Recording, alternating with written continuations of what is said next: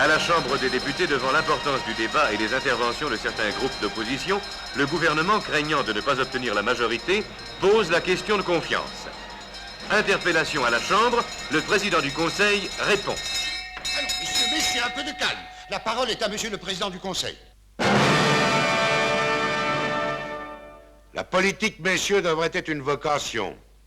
Je suis sûr qu'elle l'est pour certains d'entre vous, mais pour le plus grand nombre, elle est un métier. Un métier qui ne rapporte pas aussi vite que beaucoup le souhaiteraient et qui nécessite de grosses mises de fonds. Une campagne électorale coûte cher. Mais pour certaines grosses sociétés, c'est un placement amortissable en 4 ans. Et pour peu que le protégé se hisse à la présidence du Conseil, alors là, le placement devient inespéré. Les financiers, l'autre fois, achetaient des mines à Djelidzer ou à Zoa. Eh bien, ceux d'aujourd'hui ont compris qu'il valait mieux régner à Matignon que dans Loubangui, et que de fabriquer un député coûtait moins cher que de dédommager un roi nègre. Le Président est un film qui vous entraîne dans la vie d'un homme politique, dans la vie privée d'un être propre, intègre, honnête. Les boules, ça se joue à la main seulement. Oui. Ah non, mais pardon, c'est une question de convention. Ah, mais enfin, comment peut-on être si honnête dans la vie et si malhonnête au jeu? Mais c'est pourquoi je joue, ça me détend.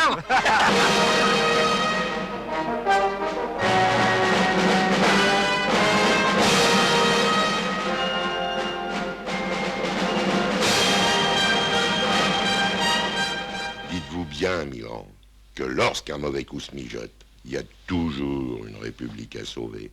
Et dans chaque cambrioleur, il y a souvent un préfet de police qui sommeille. Monsieur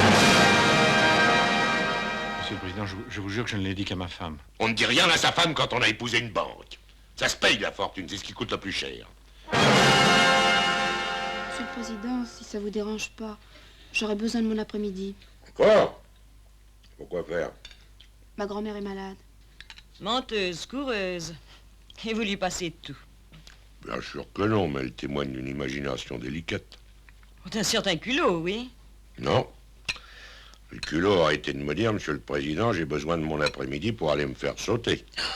Ah, quoi, vous me parlez de culot, le culot, c'est ça? Il dit n'importe quoi. C'est l'apanage de l'opposition. Dis-moi, François, qu'est-ce que tu feras quand je serai mort? Oh, bah... Eh ben, je vais te le dire, tu seras gardien de musée.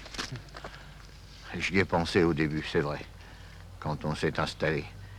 Et puis, j'ai eu ma congestion pulmonaire et je me suis dit, t'attendais la mort de ton patron, c'est le ciel qui te punit.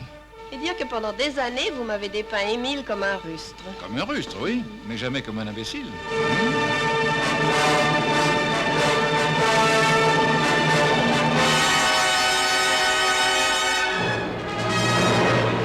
C'est exquis, vous ne trouvez pas?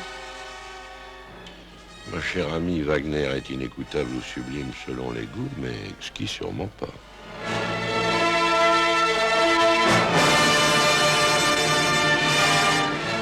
Il paraît qu'on ne peut pas trouver Wagner exquis. Alors, qui peut-on trouver exquis, je vous le demande? Mozart ou Tino Rossi?